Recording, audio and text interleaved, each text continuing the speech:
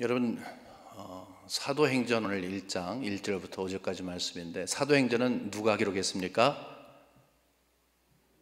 예, 맞습니다. 누가 기록했냐 하면 누가가 기록을 했습니다. 의사 출신이고 역사가이고 그리고 복음 전도자였죠.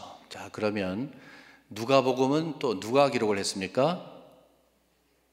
누가가 기록을 했습니다. 누가가 기록했습니다. 같은 사람이 누가복음과 사도행전을 기록을 했습니다.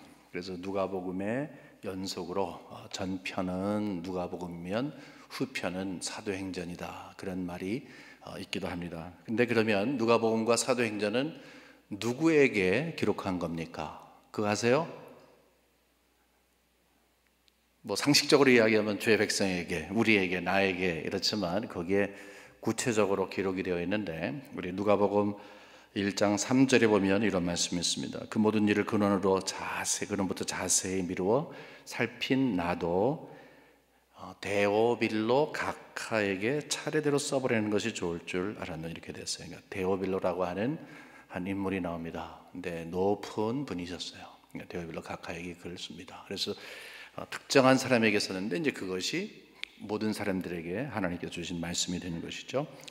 그런가 하면 이제 사도행전 1장 1절 맨 앞쪽에 보게 되면 이렇게 시작합니다. 데오빌로여, 데오빌로여, 내가 먼저 쓴 글에는 무릇 예수께서 행하시며 가르치시기를 시작하심부터 기록을 했다, 이런 식으로 말하고 있으니까 데오빌로라고 하는 동일 인물이 거기에 나오게 되는 것입니다. 같은 사람이죠.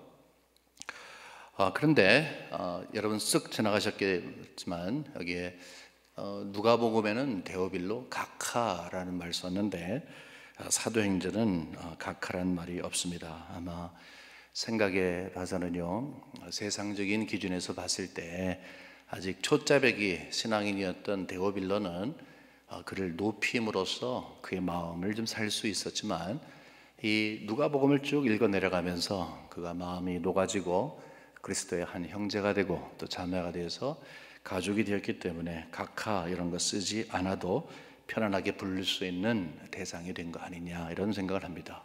그러니까 복음이 다른 사람들, 높고 낮은 사람들, 많이 배우고 그러지 못한 사람들, 그리고 좀 훌륭한 분들, 그러지 못한 분들 모두를 다 하나로 녹아내고 묶어내는 그런 힘이 있는 것을 보게 됩니다. 복음을 듣고 변화가 생겼기 때문에 했습니다. 데오빌로라고 했을 때 데오는 하나님이고 빌로, 그건 이제 필로스 해서 이제 사랑, 이런데 하나님을 사랑하는 자라고 했는데, 그 이름 그대로 정말 예수 안에서 하나님을 사랑하는 자가 되었고 하나님을 사랑하는 공동체 안으로 이렇게 들어온 것 같습니다. 그런데 복음을 이렇게 잘 이해했음에도 불구하고 누가복음이 얼마나 대단한 복음 증거에 정말 그 파워가 있습니까? 내용도 굉장히 풍부함에도 불구하고 이제 그것만으로서는 안 된다는 거죠. 그러니까 누가복음을 잘 이해해도 뒤에 나오는 사도행전이 당신에게도 필요합니다, 이 말을 한 거예요. 그 말은 뭐냐 하면, 우리도 마태, 마가, 누가, 요한 복음이 우리에게 필요해요. 복음이 우리에게 너무너무 필요합니다. 제대로 알아야 하고 우리 삶에 그것을 녹아내야 하는 우리의 관심도 있어야 하지만, 그럼에도 불구하고 한 걸음 나아가서 우리는 사도행전이 가르치고 있는 그 내용도 숙지를 할 때에 누가복음과 사도행전 두 가지를 통해서 믿음으로 온전히 세워졌던 한 인물, 그렇기 때문에 이 두 책을 편지를 기록해서 보냈는데 우리에게도 그것이 필요하다, 이렇게 확신을 갖게 되는 것입니다. 여러분, 누가복음의 요약이 어떤 것인가? 우리가 누가복음을 많은 24장이나 되는 장인데 거기에 대한 핵심이 여기 기록이 되어 있습니다. 여기 1절과 2절에 보면 이런 말이 있어요. 데오빌로여, 내가 먼저 쓴 글에는, 그러니까 먼저 썼다는 것은 이제 누가복음을 이야기하는 겁니다. 누가복음에는 무릇 예수께서 행하시며 가르치시기를 시작하심부터 그가 택하신 사도들에게 성령으로 명하시고 승천하신 날까지의 일을 기록하였노라. 긴 내용을 간단하게 두 절에 이렇게 기록을 합니다. 거기서는 예수께서 일을 시작하신 것과 나중에 승천하신 것까지 기록이 되었다, 이런 말을 하죠. 사실 우리가 누가복음을 보게 되면 거기에 예수님의 탄생을 굉장히 자세하게 기록하고 예수님께서 행적 모든 것들을 자세하게 기록하고 나중에는 결국 하늘로 승천하신 것까지 기록이 되어 있습니다. 이제 그것을 상기하면서 이제 요약을 하고 있는 것입니다. 이것이 만일에 이 앞쪽 부분의 책이었던 누가복음이라고 한다면 역시 누가가 기록한 사도행전은 그러면 어떤 내용을 갖고 있는가? 우리가 이제 28장에 되는 여러 것을 쭉 보겠습니다만은 이 가운데에서 이 가장 중요한 것 중에 그 내용 중에 하나는 이제 3절에 있습니다. 이게 3절에 있습니다. 3절에 보게 되면은 이제 이런 말이 있어요. 그가 고난 받으신 후에 또한 그들에게 확실한 많은 증거로 친히 살아계심을 나타내사 40일 동안 그들에게 보이시며 하나님의 나라의 일을 말씀하시느니라. 이제 이미 승천하셨다 하는 그 말을 2절에 이야기한 다음에 그 다음에 3절에 이야기 나오는 것 중에 핵심은 뭐냐 하면 예수님께서 승천하시기 전에 라고 하면서 또 다른 시제를 이야기하면서 40일 동안 그들에게 하나님의 나라의 일을 말씀하셨다, 이렇게 얘기를 하고 있는 거예요. 그래서 여기서 우리가 힌트를 얻게 됩니다. 하나님의 나라의 일이다 하는 것입니다. 그럼 하나님의 나라라고 하는 그것을 잠깐 머리에 두고 이제 누가복음과 사도행전의 그 내용을 우리가 한번 구분해 보도록 하겠습니다. 여러분, 이런 구분이 있어요. 당신은 누가복음 성도입니까? 아니면 사도행전 성도입니까? 이게 무슨 말인가? 뭐 누가복음 성도는 무엇이고 사도행전 성도는 뭔지, 성도면 성도이지, 여러분 그렇게 생각하시겠어요? 자, 여러분 생각해 보세요. 여러분은 사도행전 성도이십니까? 아니면 앞에 있는 누가복음 성도이십니까? 그래서 어떻게 구분을 하냐면 먼저 앞에 있는 복음서의 하나인 누가복음 성도라고 하는 것은 개인이 그리스도가 누구인지 그리고 복음이 무엇인지를 정확히 알아서 구원을 받은 자예요. 굉장히 중요한 일을 경험한 거죠. 그러니까 예수 그리스도가 누구인지를 알아요. 구원을 받았기 때문에 그분을 사랑하고 그분과의 관계를 지속해 나가고 있어요. 그런데 그렇다고 해서 자연스럽게 사도행전 성도가 되는 것은 아니라는 것이죠. 그런가 하면 사도행전 성도라는 그 구분을 둔다면 그것은 내가 이제 복음을 받았기 때문에 내가 변화가 되어서 남들에게 영향력을 끼치는 사람으로 살아간다 하는 거기에 강조점이 있는 거예요. 그러니까 누가복음 성도는 내가 개인으로 복음을 잘 이해하고 하나님과 관계 돈독하게 하고 경건 생활을 하면서 살아가지만 남에게 끼치는 영향, 세상에 대한 관심 아니면 그리스도께서 명하신 어떤 그 다른 것들에 대한 건 관심이 크게 없고 나를 중심한 나의 신앙을 지키는데 노력을 한다면 사도행전적인 이 신앙인은 나도 모르게 내 안에 있는 복음의 파워가 자연스럽게 드러나서 옆에 있는 사람에게 영향을 끼치게 된다 하는 그런 것입니다. 그리고 영향을 끼치게 될 때에 그 중심에 하나님의 나라가 있다고 하는 것입니다. 하나님의 나라가 있다는 거예요. 여러분, 하나님의 나라 하면은 먼저 어떤 생각이 듭니까? 저도 하나님의 나라 할 때 제일 먼저 생각이 든 것은 천국 생각이 들더라고요. 아이고, 이 땅은 이러니까 하나님의 나라에 들어가야지, 저 천국에 나가야지, 그런 말을 할 때 하나님의 나라를 앙망합니다. 하나님의 나라를 사모합니다. 영광스러운 하나님의 나라, 뭐 이런 표현을 우리가 합니다. 물론 천국을 포함하지만 그거보다 좀 더 깊은 의미를 가지고 있습니다. 여러분, 예수님께서 최초로 하신 설교가 뭔지를 아세요? 예수님이 엄청나게 많은 가르침과 설교를 하셨는데 아주 파워풀한 그런 설교를 하셨어요. 맨 처음에 하신 설교, 공생을 시작하면서 제일 처음에 하신 설교, 그것이 바로 마가복음 1장 14절 15절에 잘 기록이 되어 있어요. 요한이 잡힌 후 예수께서 갈릴리에 오셔서 하나님의 복음을 전파하여 이르시되 때가 찼고 하나님의 나라가 가까이 왔으니 회개하라, 그리고 복음을 믿어라, 이 말을 하는 거예요. 예수님께서 처음에 빙빙 돌리지 않았어요. 인기 관리하지 않고 그냥 straightforward하게, 야, 하나님의 나라가 임했다, 그러므로 회개해라, 그리고 믿어라, 그 말씀을 전달하셨죠. 그 선언이죠. proclaim을 한 거죠. 아주 굉장히 커다란 이 지상의 변화를 가져오신 그가 그의 입술을 통해서 능력 있는 말씀으로 하나님의 나라를 전파하기 시작을 했습니다. 하나님의 나라가 이 땅에 왔다, 곧 왔다 라고 하면서 예수님께서 그 말씀하셨습니다. 여러분, 하나님의 나라라고 하는 말을 들어본 적 있으실 텐데, 하나님의 나라는 어떤 것입니까? 하나님의 나라는 우리가 죽어서 천국에 가는 것을 하나님의 나라라고 이야기하지만, 이제 길게 넓게 보게 되면 그것을 결국 포함합니다. 하지만 예수님께서 이 땅에 오셔서 시작이 된 그것, 그리고 예수님이 재림하시잖아요. 다시 오시잖아요. 그리고 우리를 재림하셔서 저 하늘나라로 우리를 이끄시잖아요. 그 예수님이 재림하시는 그 때에 결국 완성이 되는 것, 시작은 2000년 전에 예수님께서 이 땅에 오심으로, 완성은 예수님께서 재림하심으로, 이러한 내용이 담겨져 있습니다.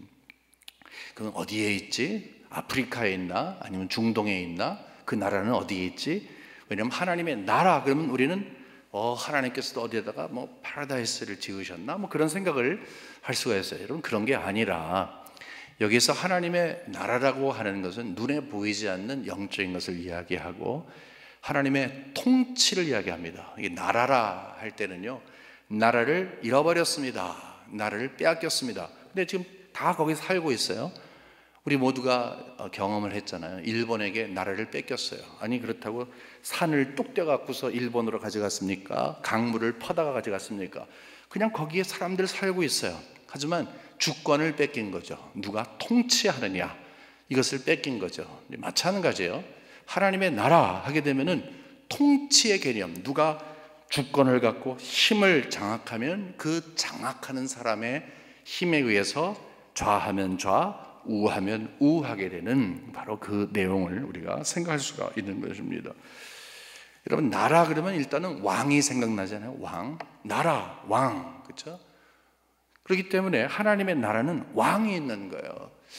지금은 다 왕이 없죠. 영국이나 일본 같은 데는 지금도 왕이 있지만 이제는 대통령제가 있고, 대통령이 없는 데는 이제 다른 방법으로 다 이끌고 갑니다. 수상이 있고, 영국 같은 경우는. 근데 그런 의미에서 이제 왕이 있는 나라가 어딘가, 여러분, 그걸 찾는 것이 아니라 누가 군림하는가, 누가 힘을 갖고 있는가, 누가 이끌어가는가라고 했을 때 하나님께서 이끌어 가신다 하는 이 생각을 하시면 하나님의 나라, 그 나라의 왕은 우리 하나님이시구나 하는 생각을 하시면 됩니다.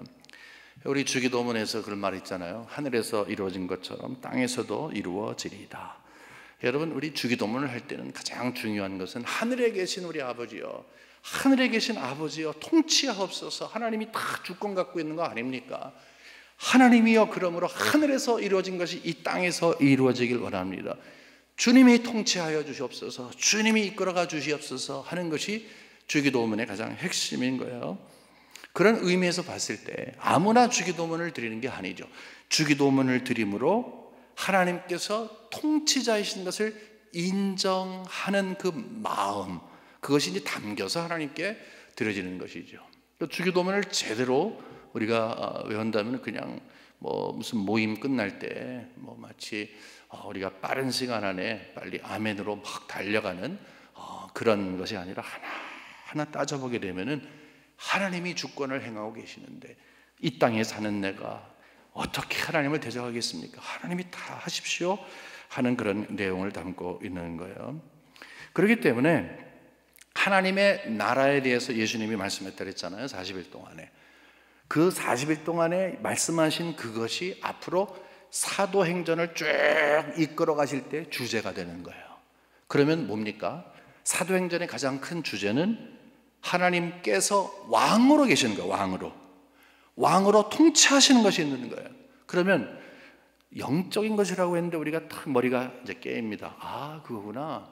그럼 이 세상을 통치하고 있는 원수 마귀, 영적으로 어두워진 이 세상에 빛으로 오신 예수 그리스도가 이제 힘을 발휘하기 시작을 해서 결국은 복음의 파워를 가지고 사람들을 변화시켜서 그 마음과 생각의 중심에 하나님을 바라보지 못하고 하나님의 통치를 알지 못하는 그 사람들에게 결국 하나님께서 하나님은 나의 왕이십니다. 하나님은 나의 구주가 되십니다. 주님은 나의 목자가 되십니다 하는 그 고백을 하는 것. 나는 더 이상 내가 주인이 아닙니다. 세상에 내가 주인이 아닙니다. 하나님이 나의 주인이십니다 하는 것을 고백하도록 하게끔 하는 것. 그것이 바로 사도행전의 너무너무 중요한 주제가 되는 거예요. 그 사도행전 하게 되면 하나님의 나라를 생각하시고, 하나님의 나라 하면 하나님의 통치가 사람들에게 계속 있는 거죠. 여러분, 이제 복음의 전파 또는 우리가 나라의 확장, 하나님의 나라의 확장 그러면 자꾸 산들 이런 걸 생각하는데 그게 아니에요. 그 통치를 받는 사람들이 생기는 거예요. 저 나라에 복음이 확장됐습니다 하게 되면 거기에 복음을 믿는 사람들이 많아지는 거죠. 에베소에 복음을 아는 사람들이 있으므로 교회가 세워졌습니다. 그러므로 교회 행전이 이루어졌습니다 하는 것은 뭐예요? 하나님의 통치를 받는 개인들이 거기에 그 교회를 이루게 되었다, 이 말을 하게 되는 것이죠. 그래서 우리가 시편 145편 이제 1절에 보게 되면 우리가 잘 아는 말 있잖아요. 왕이신 나의 하나님이여 내가 주를 높이고 영원히 주를 송축하리이다. 우리 찬송도 부르잖아요. 왕이신 나의 하나님 내가 주를 높이고 영원히 주의 이름을 송축하리이다. 누가 이것을 부르겠어요? 왕을 아는 자, 하나님의 나라의 시민이 그 왕을 향해서, 하나님을 향해서 부르는 찬송이에요. 그 백성들이 함께 모여서 우리의 왕이신 하나님, 하나님의 나라의 왕이신 하나님, 우리는 다른 분을 섬길 수 없습니다. 그렇지 않겠습니다. 하나님만 섬기겠습니다. 그러므로 주를 송축하겠습니다 하는 거예요. 그러므로 전에는 그런 것을 알지도 못하고 고백하지도 않던 사람들에게 복음이 전해지게 되는 거죠. 그를 변화시키는 거예요. 주인이 바뀌는 거예요. 하나님의 통치가 일어나는 거예요. 그 사람들이 함께 모여서 교회를 이루고 함께 모여서 이 찬송을 함께 부를 때 하나님께서는 얼마나 기뻐하시는가. 그것은 왕이신 하나님, 하나님의 나라에 대한 분명한 확신을 우리가 갖고 있기 때문에 그렇죠. 아무리 불러도 이상하지 않습니다. 그렇죠? 왕이신 나의 하나님. 이전에는 또는 예수 안 믿는 사람들은 그게 뭔 말인지 몰라요, 전혀. 하지만 우리는 알고 있어요. 우리를 통치하시는 하나님이신 것을, 하나님의 나라가 임한 것을. 자, 여러분의 하나님 나라 임하셨습니까? 여러분 하나님을 하나님으로 인정하십니까? 정말 주인으로 인정하십니까? 여러분 하나님께서는 여러분의 목자 된 것을 인정하시면 크게 아멘 하시기 바랍니다. 다시 기회 드리겠습니다. 여러분 하나님께서 여러분의 목자 되시면 아멘으로 화답하시기를 바랍니다. 정말 그것이 제가 이렇게 말해서 여러분이 나오는 것이 아니라 정말 하나님 앞에서 하나님 나의 왕이십니다. 하나님 나를 통치하십니다. 이것을 진심으로 고백할 수 있잖아요. 여러분의 마음속에, 여러분의 삶 속에 하나님의 나라가 임한 거예요. 대단한 거예요. 자, 그런데 정말로 복음으로 우리가 회개하고 변화되어서 하나님을 나의 왕이라고 고백을 한다면, 근데 그것까지는 누가복음의 신앙이네요. 누가복음의 신앙. 누가복음의 신앙은 거기까지예요. 주님께서 나의 왕이 된 거예요.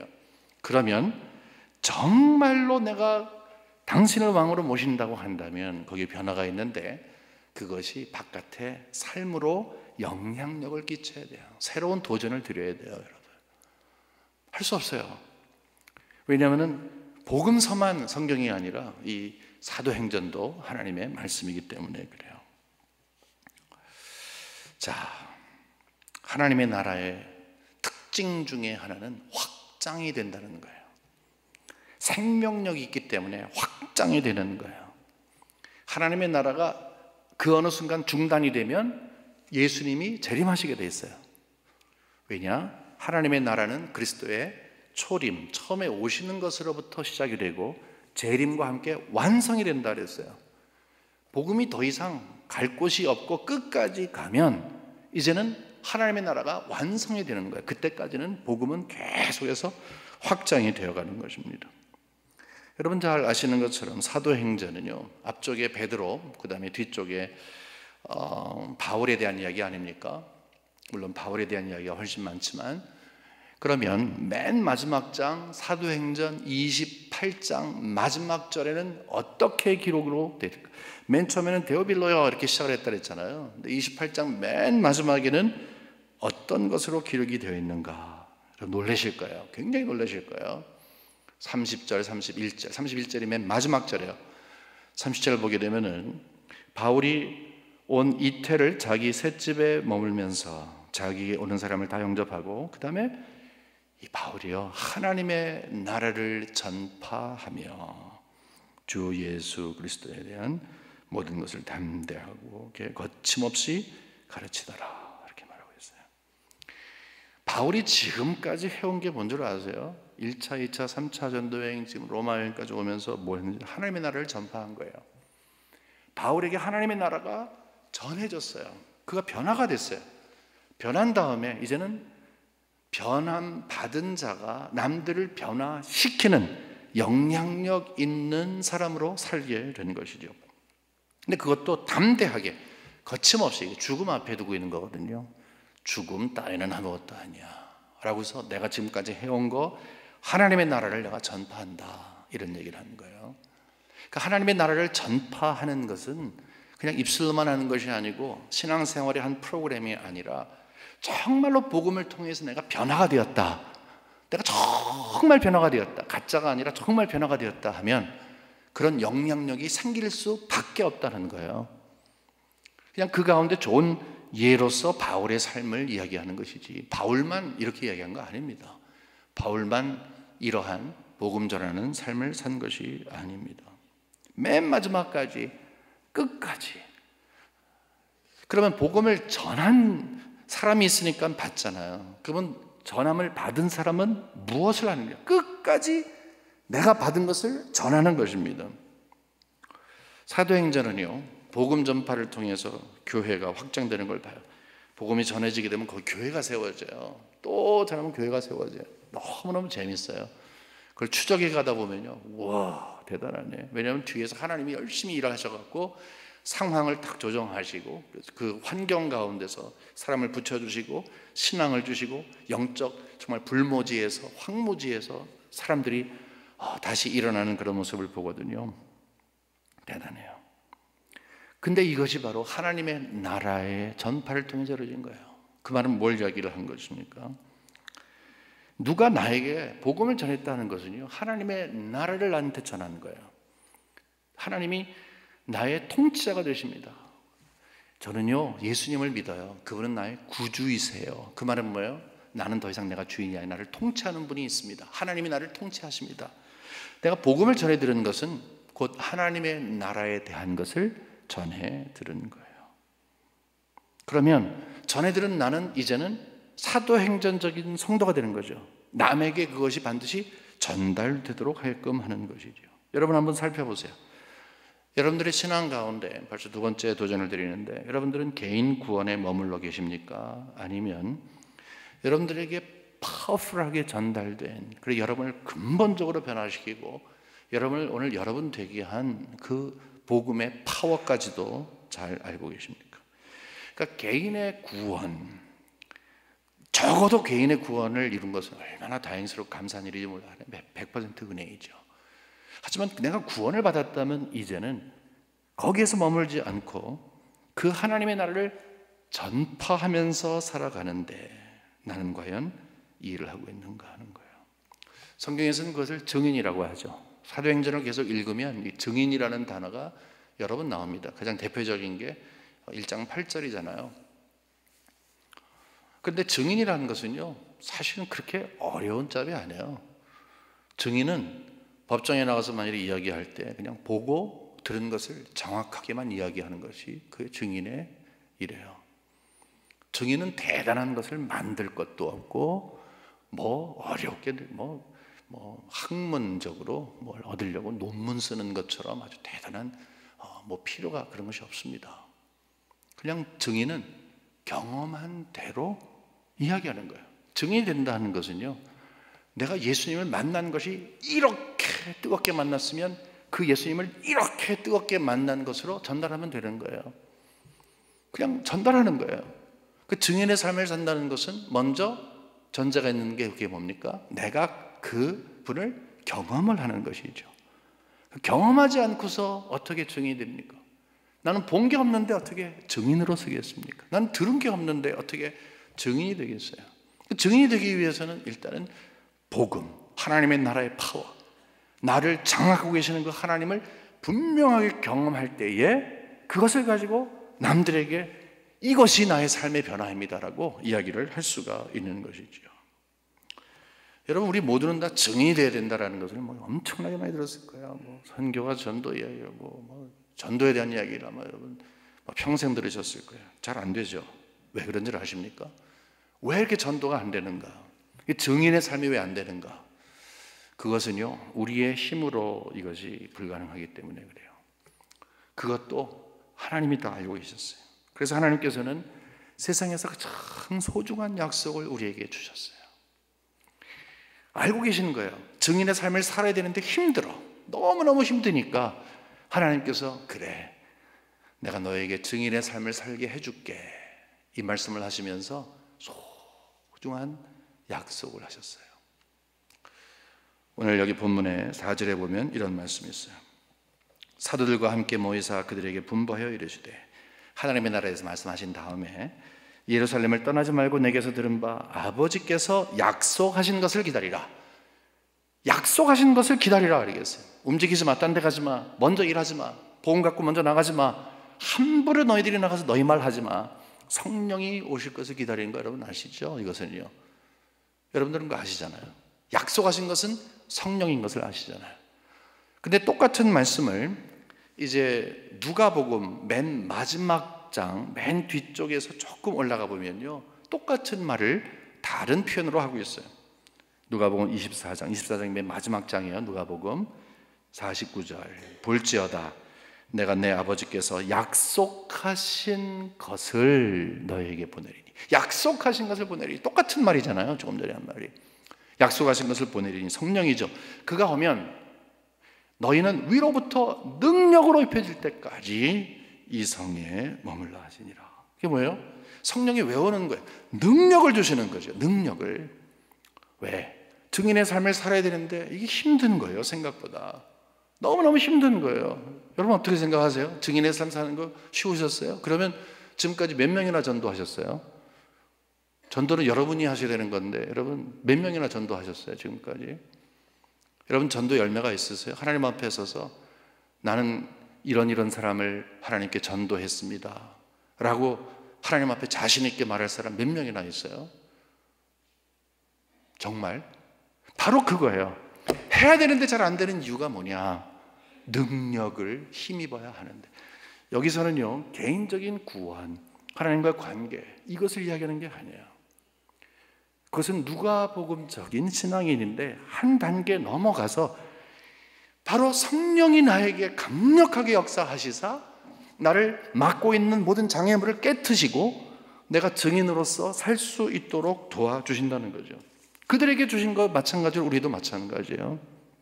성령이 우리에게 오는 것은요, 그냥 성령 뜨거움 불러 그게 아니라 우리가 해야 할 것을 제대로 못하니까, 복음을 받아서 증인의 삶을 살아야 되는데 그것을 제대로 살지 못하니까 유일한 비결을 우리에게 주시는 거예요.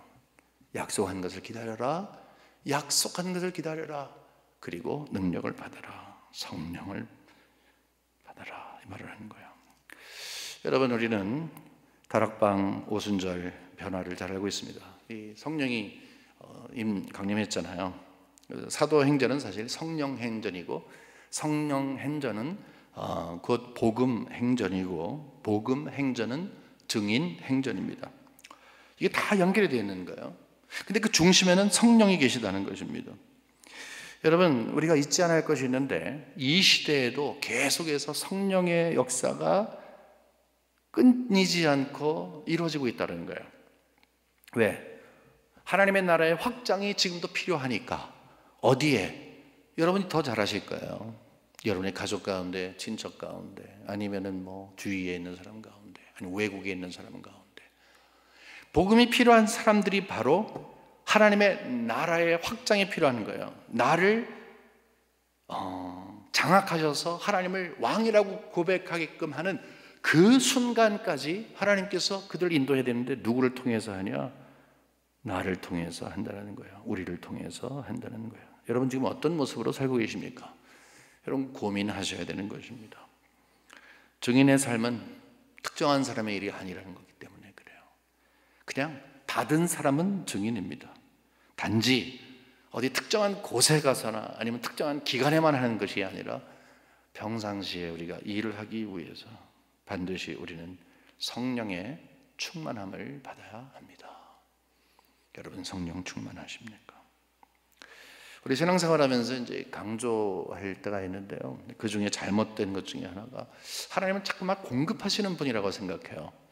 그래서 우리가 잘 아는 말씀이 있잖아요. 너희는 그의 나라와 그의 의를 구하라. 그리하면 이 모든 것을 더해 주시리라. 그러니까 이 모든 것을 받기 위해서 하나님의 나라와 또 의를 구하는, 그러니까 우리 마음은 모든 것에 있으면서 하나님의 나라와 의를 이렇게 있을 수가 있어요.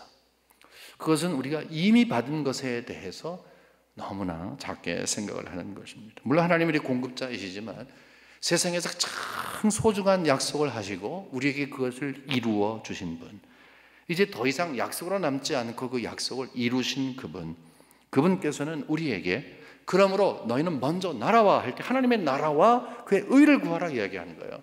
우리 머릿속에, 생각 속에, 우리의 삶 속에, 우리의 신앙 속에 하나님의 나라에 대해서 머릿속에 꽉 채워진다는 거예요. 하나님은 나를 통치하시는 분이십니다. 그리고 이것은 확장이 되는 것입니다. 나를 통해 이것을 확장하시니 어떻게 할까요? 그것을 항상 생각하라는 거예요. 하나님의 관심사가 하나님의 나라이고, 예수님께서 여기에서 말씀하셨지만 사실은 전생애를 통해서 말씀하신 게 하나님의 나라예요. 그리고 사도행전 모든 것이 다 하나님의 나라예요. 지난 2000년의 교회 역사 다 하나님의 나라예요. 지금도 주제가 바로 하나님의 나라예요. 우리의 신앙의 모든 핵심도 하나님의 나라가 되어야 된다는 거예요. 그러기 위해서 우리는 가장 중요한 선물, 이 성령을 우리에게 주시고 이미 받은 우리는 누리고 의지해야 되는 거예요. 야, 절대로 나가지 마. 성령 받고 나가 그랬어요. 성령 받고 나가. 여러분 이거 굉장히 중요한 말이에요. 우리 성령께서 우리를 장악하시고 주장하시는 성령의 임파워링, 우리를 강하게 하시는 성령을 의지하는 그런 믿음 없이 우리가 우리의 일을 하려면 그냥 우리의 모습이 드러나게 되어 있습니다. 나를 통해서 전도와 선교를 통해서 복음이 확장되는 것이 사실입니다. 또 성령이 임할 때 우리가 증인이 되는 것이 사실입니다. 여기에서는 더 이상 어떻게 부정할 수가 없는 것입니다. 성령이 임해야 내가 증인이 되는 것이고, 성령이 임해야 교회가 되는 것이고, 성령이 임해야 하나님의 나라가 움직이는 것입니다. 여러분 성령 충만해야 하는 것입니다. 성령과 우리는 항상 영적인 교제 가운데서 우리를 충만케 하시는 그의 힘을 간구해야 되는 거예요. 자, 말씀을 맺겠습니다. 우리는 사도행전적인 성도로 살아가야 할 것입니다. 개인 구원에 머물러 있지 않고 복음의 확장을 위해서 주어진 기회를 100분 활용해야 할 것입니다. 이번에 슈퍼볼이 끝났는데 슈퍼볼 하는 날 글쎄 인콰이어, 필라델피아에 나오는 가장 유력한 신문 아닙니까? 거기에 한 장짜리로 딱 돼가지고 그 백업 쿼터백 그 폴스에 대해서 나온 것을 읽었어요. 감동인 거예요. 알고 보니까 그 쿼터백 던져갖고 MVP 가장 훌륭한 선수가 된 그분이 신학생이라고 하더라고요. 우리 청소년들을 위해서 평생 헌신하고자 하는 그런 마음이 있더라고요. 지난주 연합소식에도 제가 잠시 글을 썼습니다만 이미 그 아름다운 일이 이루어지고 있는 거예요. 그냥 그분은 그냥 다른 거 한 거 없어요. 한마디 짧게 하나님께 영광을 돌립니다. 근데 슈퍼볼 이긴 다음에 코치도 똑같이 말을 했어요. 네, 구주 예수 그리스도께 너무 감사합니다. I thank my Savior Jesus Christ. 그런 말을 했어요. 와, 멋있어요. 꼭 그 자리에서 종교적인 이야기를 했다, 예수님의 이야기를 했다는 그것이 아니라 주어진 기회 때 정말 가슴 속에 있는 것을 이야기한 거예요. 그냥 나는 예수님이 나의 구주이십니다. 나는 하나님께 영광 돌립니다. 이건 하나님이 하신 일입니다. 그냥 자연스럽게 나오는 거예요. 근데 그 나는 임팩은 대단한 것이지요. 우리가 흉내낼 수가 없어요. 그래서 우리는 성령에 충만해야 하는 것입니다. 오늘 두 가지 기도 제목 가지고 하나님께 나가겠습니다. 하나님, 내가 누가복음적인 성도로서 그치지 않고 사도행전적인 성도가 되게 하옵소서. 하나님의 나라를 꿈꾸고 있고 영향력이 있게 하여 주옵소서. 그러기 위해서 가장 소중한 선물, 성령에 충만하게 하여 주옵소서. 그래서 나 앞에 있는 모든 장애물들 그리스도의 은혜 가운데 잘 이기고 나가게 하여 주옵소서. 이 두 가지가 오늘 여러분의 기도가 되겠습니다. 잠시 기도하겠습니다. 하나님 아버지, 우리가 이 시간에 와서 하나님 앞에 머리를 숙였습니다. 감사합니다. 하나님께서 주신 귀한 말씀 마음속에 새기고 이제 우리가 기도하기를 원합니다. 잠시 드리는 기도이지만 진실된 기도가 되게 하시고 나의 왕이신 하나님 앞에 사도행전 성도로 살겠나이다. 성령에 충만하겠나이다. 하나님, 우리의 마음을 다짐해서 드릴 수 있는 시간이 되게 하여 주옵소서. 예수님의 이름으로 기도합니다. 아멘.